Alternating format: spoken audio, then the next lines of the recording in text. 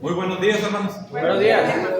Damos primeramente gracias a Dios porque nos da la vida y la salud y la oportunidad de estar aquí reunidos los hermanos en armonía para escudriñar una porción más de su Santa Escritura. Vamos acercando, no estamos acostumbrados. Y bueno, vamos a iniciar nuestra clase. ¿Qué clase estamos viendo? Gálatas. Vamos en el capítulo 5, hermano. Ya no terminamos el libro. Y nos lo vamos a apuntar ahí como cuando nos pregunten cuántos libros hemos leído. Podemos decir, yo ya leí primera, Gálatas, Tesalonicenses, primera y segunda. Ya tengo 3 libros estudiados. Y antecedentes, hermano. Y como quedamos, ustedes son los que van a dar los antecedentes. ¿Sí? Y ya lo vimos, no es la tarea de ese día, pero ya lo sabemos. Los voy a pedir de su ayuda para que me den los antecedentes de Gálatas. ¿En qué libro encontramos cómo se formó la iglesia de Galacia?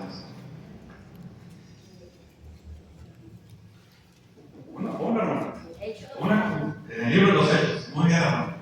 En el libro de los Hechos viene la historia de cómo se formaron las iglesias de Cristo. Y viene ahí en el 13 y 14, que ya lo estudiamos, la iglesia de Galacia. ¿Quién escribió el libro de los Gálatas? Pablo, muy bien.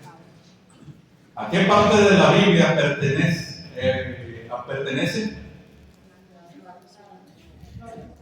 Al Nuevo Testamento. Fuerte, hermanos, con ganas. No tengan miedo, ya se lo saben.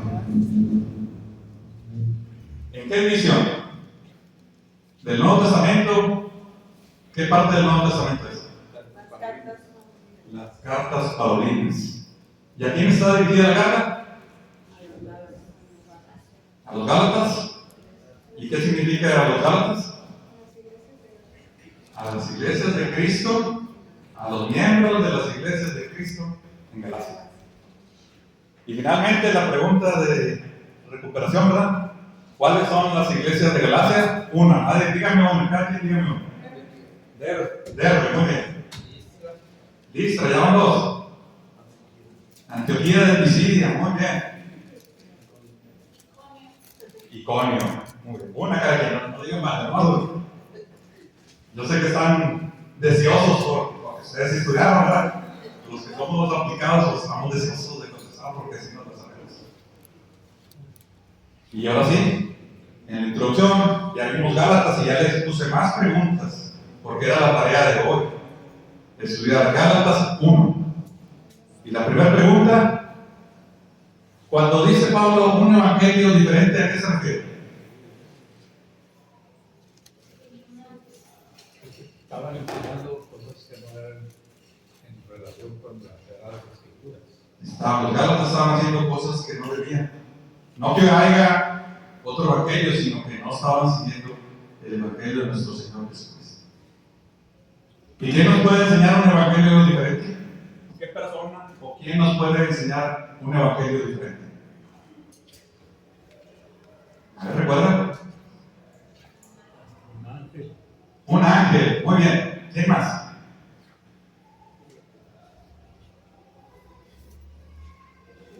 Yo, el mismo Pablo. Si yo vengo y les enseño un evangelio diferente, ¿quién más? Y uno de mis ayudantes. Si alguien de los míos que anda conmigo, Tito, Lucas, algunos de los que vienen conmigo, Timoteo, viene y les enseña algo diferente, háganlo anatema, apártenlo, no le hagan caso. ¿Mándame? No es siervo de Dios, pero está disfrazado. Es un lobo disfrazado de cordero. Y hermanos, ¿quién enseñó a Pablo? Nuestro Señor Jesucristo, muy bien. ¿A dónde? Bueno, esas son las preguntas nuevas. ¿A dónde fue Pablo en lugar de ir a Jerusalén cuando recibió el Evangelio de nuestro Señor Jesucristo? Arabia, muy bien. ¿Y cuántos años pasaron antes de ir a Jerusalén? No, esa es otra, cuando el concilio de Jerusalén. Antes del concilio de Jerusalén, ya se pasó 2, hermano. Ya usted va aventajado. 3 años, ahí lo podemos ver. Se vale tener Gálatas abierto, ¿verdad? Se vale tener abierto Gálatas 1, ahí dice. ¿En qué ciudades no conocieron a Pablo de vista? Ahí al final de Gálatas 1 dice.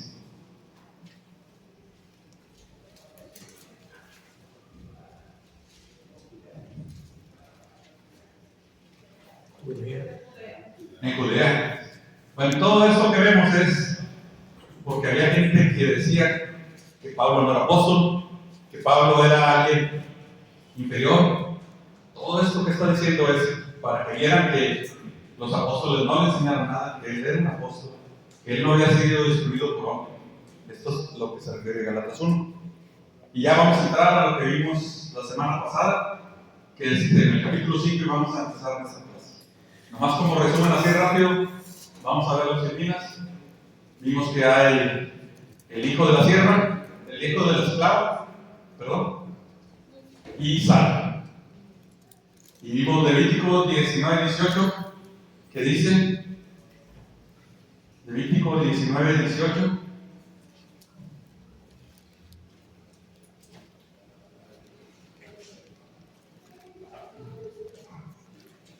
amarás a tu prójimo como a ti mismo. Y vimos que en Gálatas había problemas, ¿verdad? Y que iba a haber problemas llegando esta carta. Y que era muy probable que se iban a comer unos a otros.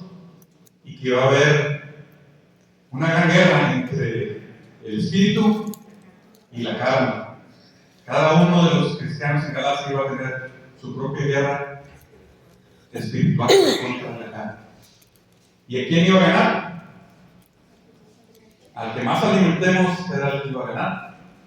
Y vimos ahí que la ley ya fue abrogada, ¿verdad? Pero eso implica que no vamos a hacer lo que dice los 10 mandamientos, ¿verdad? No, salvo el sábado. Ahí, y entonces la ley fue abrogada, pero tenemos esto que nosotros, como cristianos, en nuestra libertad debemos hacer, y lo vimos. Lo que no debemos de hacer. Vimos los actos de inmoralidad, vimos los actos de idolatría, y vimos las rivalidades entre los hermanos, que son ambiciones egoístas que jamás se aceptan aquí. Y está toda la lista de todo lo que un cristiano no debe ser. Pero ahora la clase de hoy es diferente, ¿verdad? Vamos a ver lo que un cristiano debe tener en su corazón y lo que el Espíritu debe entrar en cada uno de nosotros como cristianos. Ahora sí vamos a leer el 22. Ayúdenme a leer el 22, hermanos. Mas el fruto del Espíritu es amor, gozo, paz, paciencia, benignidad, bondad, fe, mansedumbre, templanza, y contra tales cosas no hay ley. Aquí lo primero que vemos es que los frutos de quién son, hermanos. ¿Son nuestros los frutos? Son del Espíritu. Del Espíritu Santo. Nosotros no somos los que generamos este fruto. El que lo genera es el Espíritu Santo. Y eso es para que no seamos altivos de que nosotros somos, ¿verdad? Así, nosotros somos de esta manera. No está en nosotros, sino que el Espíritu, si permitimos nosotros que el Espíritu trabaje en mí, va a generar fruto. Y empezamos los frutos, y de aquí los vamos a dividir en 3, que son amor, gozo y paz, paciencia, benignidad y bondad, fe, mansedumbre y templanza. ¿Sí? Y es lo que vamos a estudiar el día de hoy. Va a estar sencilla la clase, nada más vamos a estudiar estos 9 frutos. Más el fruto del Espíritu es, ya vimos, hay 3 grupos, y el primer grupo es el fruto que debe haber dentro de mí. Los primeros 3, para que los apunten ahí, en su cuaderno o en su Biblia los subrayen. Estos 3 los debo de tener yo dentro de mí. Y obviamente la pregunta es, ¿los tengo? Estos 3 frutos están dentro de mí. Y vamos a empezar. El fruto que estar dentro de mí es amor, gozo y paz. Yo soy cristiano y la pregunta que todos los días me debo hacer, tengo amor, gozo y paz. Y para el amor vamos a leer 1 Corintios 13. Primero del 1 al 8 y después el 13. No, espérate. Alguien que me ayude con eso. Se la plancha.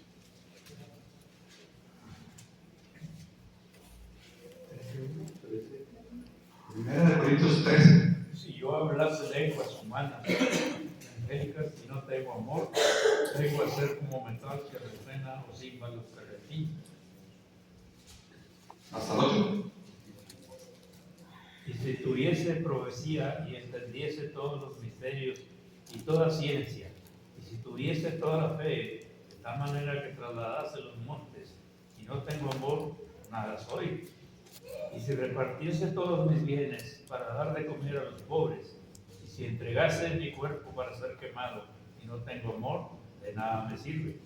El amor es sufrido, es benigno, el amor no tiene envidia, el amor no es jactancioso, no se envanece, no hace nada indebido, no busca lo suyo, no se irrita, no guarda rencor, no se goza de la injusticia, mas se goza de la verdad. Todo lo sufre, todo lo cree, todo lo espera, todo lo soporta.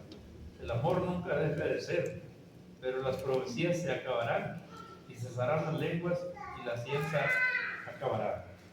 Y el 13. Y ahora permanecen la fe, la esperanza y el amor. Estos tres, pero el mayor de ellos es amor. Pero el mayor de ellos es amor. Entonces, nosotros como cristianos debemos tener dentro de nosotros el amor. Y el segundo, bueno, quiero que se los aprendan porque va a haber preguntas, ¿no? Va a haber preguntas la próxima clase. Gozo. El gozo es un fruto que debe estar dentro de mí. Y si ya tengo el amor presente en mí, pues definitivamente el gozo es lo que sigue. El gozo no debe estar muy lejos. Entonces, yo en la mañana que me levanto y doy gracias al Señor por todas las cosas que me dio, debo pensar, tengo gozo en mi corazón, porque como cristiano, si dejo que el Espíritu obre en mí, el gozo debe estar dentro. ¿Qué más deleite que hacer lo que Dios ordena? Y para esto vamos a leer Salmos 119, 47.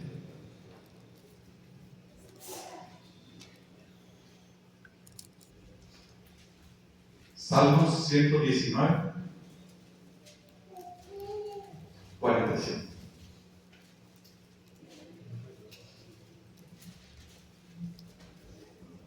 Y me regocijaré en tus mandamientos, los cuales he amado. Sí. Entonces, si yo me regocijo en los mandamientos de nuestro Señor, voy a tener gozo en mi corazón. Hay un himno que dice que sus mandamientos no son gravosos. Es como lo veo yo a veces. No es gravoso, al contrario, sus mandamientos son un deleite para mí. Y Filipenses, este no es 4.13, ¿verdad? Es Filipenses 4.10. El gozo está en mí. Filipenses 4.10, no es el 4.13, hermanos, que la mayoría se sabe de memoria. Este es el 4.10. En gran manera me gocé en el Señor de que ya al fin habéis revivido vuestro cuidado de mí, de lo cual también estabais solícitos, pero os faltaba la oportunidad. Sí, aquí en la carta a los Filipenses dice el apóstol, yo estoy gozoso. O sea, dentro de mí hay gozo. ¿Por qué hay gozo dentro de mí? Porque los hermanos de Filipos han hecho todo lo que es posible de ellos para que yo esté a gusto en Filipos y me han dado todo lo que necesito. Y ahí es donde ya empieza la historia de Pablo, de todo lo que pasó. Y al final termina, como ya pasé todo esto, como cuando tuve necesidad, yo estaba gozoso. Cuando yo tenía problemas, el gozo seguía en mí. Los hermanos me apoyaban y eso me daba grande gozo. después de que yo pasé y sufrí muchas cosas, ya puedo decir, todo lo puedo en Cristo que me fortalece. Entonces, ¿el gozo está en mí? Hágase esa pregunta. ¿El gozo está en mí? Ya tenemos amor y gozo. Si lo tenemos dentro de nosotros es porque estamos permitiendo que el Espíritu Santo obre en nosotros. Paz. También es otro fruto que yo debo tener dentro de mí. No busque la paz en otros, no busque el amor de otros, no busque el gozo en otros. Son cosas que nosotros debemos de tener dentro de nosotros. Cuando el amor y el gozo están presentes, viene la paz. Y tenemos dos citas, Salmos 119, el versículo 164 y 165. Bien largo está.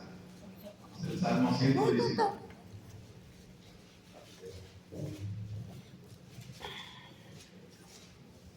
Si amamos la ley de nuestro Dios, la paz está con nosotros. Es lo que vamos a ver.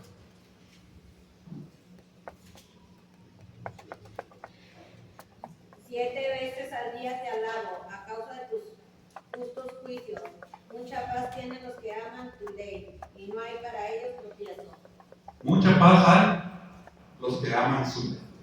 Entonces, si los mandamientos de Jehová no son gravosos para mí, y amo los mandamientos de Jehová y los hago, la paz va a estar dentro de mí.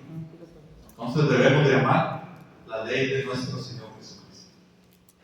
Y en Mateo 5:9, si nosotros tenemos la paz, esa paz debe ser también que afecte a los demás. Debemos de ser pacificadores como cristianos. Debemos de ser personas pacificadoras, que nuestra paz llegue también para pacificar a las demás personas. Alguien que lea Mateo 5:9. Porque por la pesca que habían hecho, el temor se había apoderado de él y de todos los que estaban con él. Porque bienaventurados los pacificadores, porque ellos serán llamados hijos de Dios. ¿Somos hijos de Dios? Bien, ¿verdad? Entonces también debemos ser los alegadores, los pleiteros, los que buscan los problemas o las cosas malas de cada cosa que ocurre.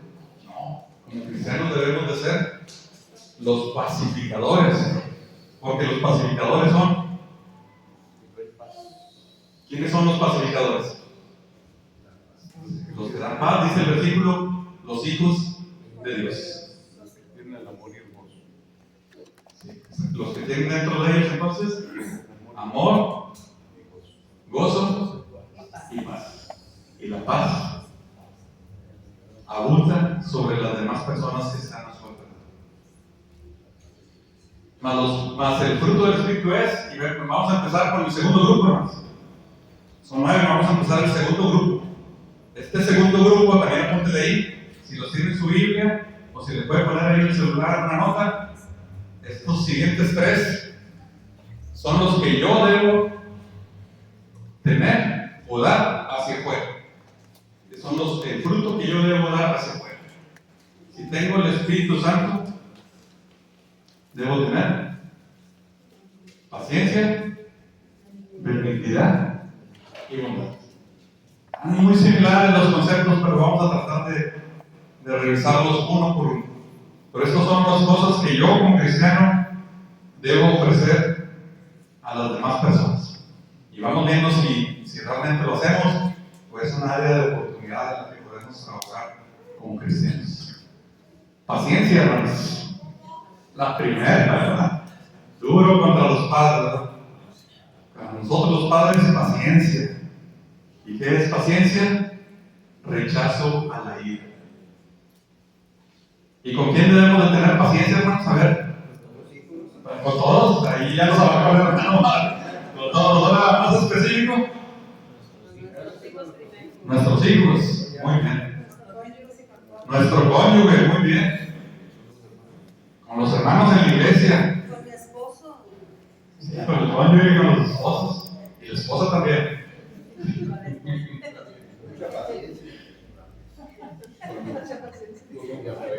Con con los de afuera, ya vimos con los hermanos, ¿verdad? Con los de la familia, con los de la iglesia, con los de afuera, debemos de tener paciencia. Con los que están en contra. Bueno, vamos a ver los que nos molestan, los que se oponen y con los que no caen. Y vamos a tener una cita. Dos son dos. 1 Timoteo 4:2, prepárale uno. Y el otro es Colosenses 3:12 al 13.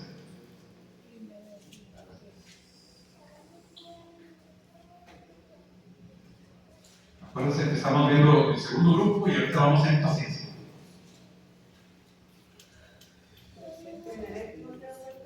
Sí. Por la hipocresía de mentirosos que teniendo cauterizada la conciencia. Está equivocado entonces. Colosenses 3:12. Vestidos pues como escogidos de Dios, santos y amados, de entrañable misericordia, de benignidad, de humildad, de mansedumbre, de paciencia. De paciencia. Muy bien. Y obviamente la pregunta no es hacia ustedes, ¿verdad? La pregunta es hacia mí. ¿Tengo paciencia? ¿Tengo paciencia o tengo también hay lugares donde puedo trabajar? Los Gálatas necesitaban paciencia, ¿verdad? Porque pues, esta carta todavía no llegaba. Llegando esta carta iba a generar gran revuelo en la iglesia de Galacia. Y obviamente que iba a hacer caso a la amonestación de Pablo y gente que tal vez no. Entonces debería haber mucha paciencia entre los hermanos. Benignidad es el segundo que yo debo tener hacia los demás. Y benignidad es suavidad y dulzura. El cristiano, los primeros cristianos se reconocían por eso, porque no eran personas suaves y personas dulces en su trato. Nosotros como cristianos somos así. Somos personas suaves, somos personas con dulzura. Y es algo que yo debo dar hacia los demás. Recuerden, es lo que estamos viendo en esta segunda. Primero debo tener paciencia y la segunda debo tener benignidad. Y no los vamos a ver todos los ejemplos. Los ejemplos que vamos a ver son de Jesús y ustedes me los van a platicar. Si tienen alguna duda, pues aquí hay, ahora pues está de moda, ¿verdad? Con el Buen Fin todo el mundo se compró sus pantallas, ¿verdad? Y algunas son Roku. Roku tiene gratis, ¿verdad? Ahí la serie de Jesús. La serie de Jesús, no se mete de Roku, busca a Jesús, y ahí viene la serie de Jesús, pues ahí lo puede ver. La viuda de Naín, esa está difícil. Vamos a ver benignidad. Entonces, nosotros en nuestra mañana debemos de pensar, si voy a ser benigno, ¿a quién me voy a encontrar? ¿A quién me voy a encontrar y cómo voy a ser con él? La viuda de Naín nada tiene que ver con que es viuda y con que es de Naín. ¿Alguien se acuerda? La viuda de Naín fue una de las resurrecciones de nuestro Señor Jesucristo. Nuestro Señor Jesucristo vio a la viuda y tuvo suavidad y dulzura con ella y resucitó a su hijo. ¿Sí? Entonces nos podemos encontrar en nuestro camino a una viuda y cómo vamos a tratar a una viuda. Aquí vemos un ejemplo de nuestro Señor Jesucristo. La mujer pecadora, la que entró en la casa del fariseo y ungió los pies de nuestro Señor Jesucristo. ¿Alguien me puede decir la historia? Sí, hermano. Entró Jesús y vaya, el que era el dueño de la casa no tuvo esos detalles con él y viene esta mujer, da lo mejor a él. Así es, y la mujer que tiene. ¿O qué? Pues, Una pecadora. Entonces la conoció el fariseo. ¿Y cuál fue el trato del fariseo hacia la mujer? La despreció. Y nuestro Señor Jesucristo la trató con suavidad y dulzura. si supiera quién él no dejaría que... Así es que hiciera eso, ¿no? O permitiría que hiciera eso, que sea el fariseo. Si este hombre fuera profeta y supiera quién es esta mujer, no haría eso. Entonces, cierra. Pero él ya sabía que era una mujer pecadora. Él ya sabía ejemplo, si yo en la mañana me voy a encontrar con una persona pecadora, ¿y cuál va a ser mi trato hacia él? Sí. Debemos de estar, esto es porque si nos agarra de sorpresa, hermanos, a lo mejor lo hacemos como el fariseo. Lo despreciamos, si vemos a alguien en la calle haciendo algún pecado, o que conocemos que es pecado, y nos agarramos de sorpresa, tal vez lo hagamos. Pero si desde la mañana digo, si me encuentro con una persona así, yo como cristiano debo tratarla con suavidad y dulzura. Bueno, la hija de Jairo y la mujer impura está en Lucas 8. La hija de Jairo, ¿quién era Jairo? Ayúdenme, hermanos. Jairo era un fariseo, muy bien, hermanos, sí se sabe la historia. Y era rico.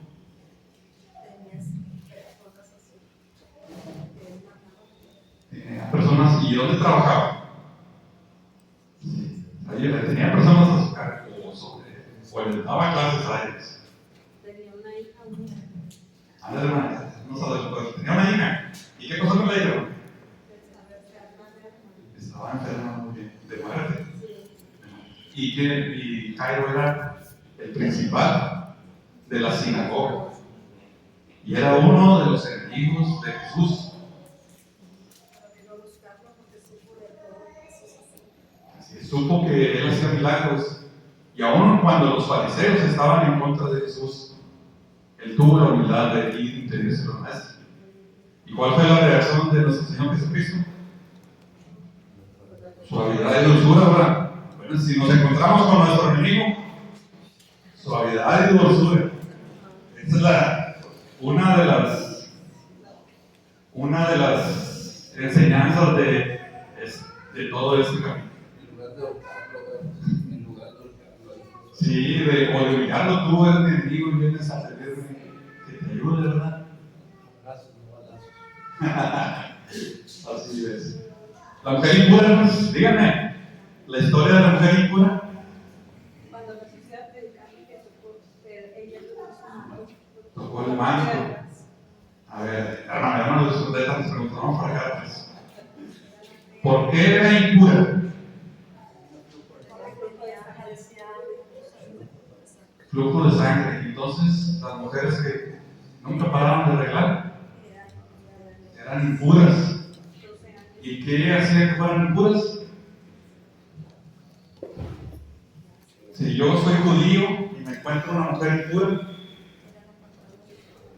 una guerra pautada, pero si yo me la encontraba, no debería estar ahí para empezar.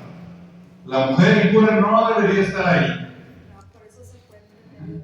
De hecho, si lo hubiera visto Pedro era el encargado de seguridad, hermanos, de los apóstoles. ¿Se recuerdan cuando llegó el soldado? Le mochó uno de ellos. ¿Dónde estaba Pedro? Lo que pasó, como sabemos la historia, lo hizo escondido, ¿verdad? Y su fe dijo, con solo tocar a su manto, se deshaga. Entonces, si nos topamos con una persona así que consideramos impura, ¿cuál debe ser el fruto del Espíritu que debo yo mostrar? Suavidad, dulzura, benignidad. Así es. Ya se nos está acabando el tiempo. Vámonos rápido. Lucas, pues los niños, ¿verdad? Ya sabemos los niños. Si me encuentro los niños, hermanos, ya están grite y quieren estar encima de mí. A lo mejor como padre, ¿verdad? ¿Cuál va a ser mi reacción? Los abuelos los consienten, ¿verdad? Los abuelos los consienten. Tienen benignidad. Pero uno como padre a veces nos falta benignidad. Suavidad y dulzura porque de Dios es el reino de los cielos. Así es, suavidad y dulzura. Qué bonito dijo su oración. Y la mujer adulta. Bondad. Inclinación o tendencia a hacer el bien. Siempre hacer el bien. Aquí nomás es que siempre. Que no, a veces sí, a veces no. O si me conviene, o no me conviene. Una persona bondadosa es alguien que tiene la inclinación o la tendencia de siempre hacer el bien. Sí, aunque te hagan mal, aunque sea tu enemigo, aunque sea una persona impura o no no agradable. Finalmente el tercer grupo, porque ya nos está apurando el tiempo, dice que ya nomás tenemos un minuto. Tenemos, bueno, este es fe. Aquí está revuelto hacia dónde va. La fe va hacia un lado, la mansedumbre va hacia otro y la templanza va hacia otro. La fe, ¿cuál es el problema de los Gálatas? Aquí la fe es como falta de fidelidad a Dios. El problema de los Gálatas era falta de fidelidad a Dios. Aquí la fe la cambia por fidelidad. Mansedumbre. Gentileza los unos para con los otros y hacia los demás. Es lo opuesto a la violencia y a la exclusión de ira. Y vamos a leer para mansedumbre 1 Corintios 4:21. Y no hemos visto Corintios, pero si alguien ha estudiado Corintios es una carta igual que Gálatas, pero estuvieron tan pesados los problemas en Corinto que tuvo que haber dos cartas. La primera la mandó Pablo y no hubo resultados y tuvo que mandar una segunda carta. Y vamos a ver cuál es el trato o la manera que dice Pablo que los va a tratar. 1 Corintios 4:21. ¿Qué queréis? ¿Iré a vosotros con vara o con amor y espíritu de mansedumbre? ¿Cómo van, hermanos?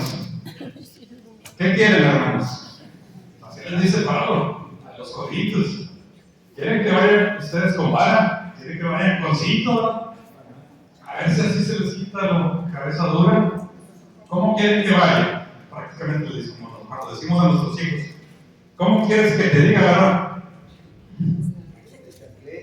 ¿Y qué dice Pablo? 1 Corintios 4:21, otra vez. ¿Qué queréis? O con amor y Espíritu de mansedumbre. Mansedumbre. ¿Quiere que les hable de gentilmente? ¿Con dulzura? ¿O con ira? ¿O con violencia? Aquí lo vemos a nosotros como padres. ¿Qué quieres que te dé? ¿Con la chancla? ¿Con el cinto? ¿Con la mano? Ahora con mansedumbre. Cuando se enoja uno como padre, pues es lo primero que le dicen: ¿por qué no me entiendes? ¿Cómo quieres que te hable? ¿Quieres que te chacleo? ¿Cómo quieres que te hable? Así es, ¿verdad? ¿Y cómo debemos de tratar? No hubo paciencia, ¿verdad? Y no tuvimos mansedumbre. Y templanza, aquí la templanza es, la mansedumbre es hacia los demás y la templanza es hacia ti mismo, es interno. Es el dominio propio, es el poder saber lo que está ocurriendo en mí.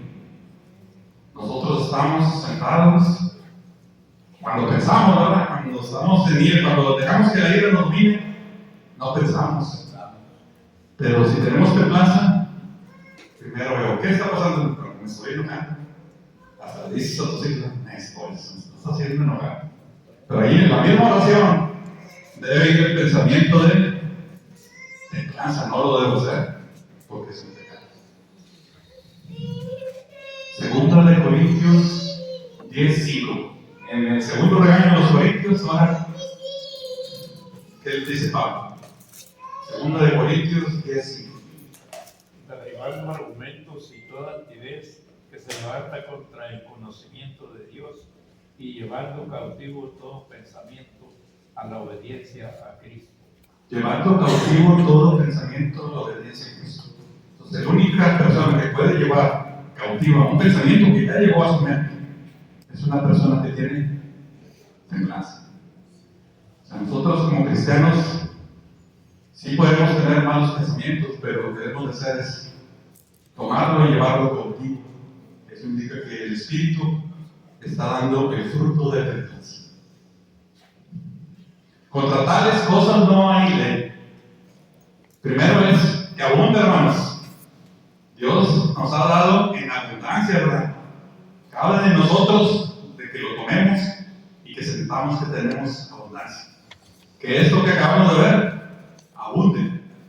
Y contra tales cosas es estas y otras más, ¿no? No es limitativo. Todo lo bueno que podamos hacer, hagámoslo y que abunde. Pero los que son de Cristo han crucificado la carne con sus pasiones y sus deseos. Los Gálatas habían aceptado a Cristo como Salvador y al igual que nosotros, habían roto con su vieja naturaleza. Entonces, ya no sigamos a la carne, que es lo primero que habíamos visto, ¿verdad? La primera lista, sino que generemos el fruto del Espíritu. Y finalmente, si vivimos por el Espíritu, pues que se vea, ¿verdad? Si decimos que somos cristianos, que pertenecemos a la iglesia de Cristo, pues que se vea en mí. No veamos en los demás, pero veamos en nosotros. Se ve en mí que ando en el Espíritu. Permitamos que el Espíritu nos guíe, destruir el poder de lo negativo por medio de lo positivo y invencible, y que el Espíritu Santo esté en nosotros. No nos hagamos maravillosos irritándonos unos a otros, ni envidiándonos unos a otros. Igual para en Galacia había problemas y iba a haber todavía más cuando se viera. Si todos los hermanos aceptaban la reprensión de Pablo, pues iba a ser gran gozo y felicidad, pero si no, iba a haber problemas. Y hacemos una invitación para los que no han sido bautizados, los invitamos. ¿Quieren tener el Espíritu Santo? ¿Quieres tener el fruto del Espíritu? Los invitamos para que formen parte de nuestra iglesia. Muchas gracias, y la siguiente tarea es Gálatas 2, para que lo empiecen a estudiar. De ahí vamos a sacar 2 preguntas que, como sabemos, es los 2 casos que se muestran aquí en Gálatas 2. Los voy a cargar tarea para la próxima clase. Muchas gracias.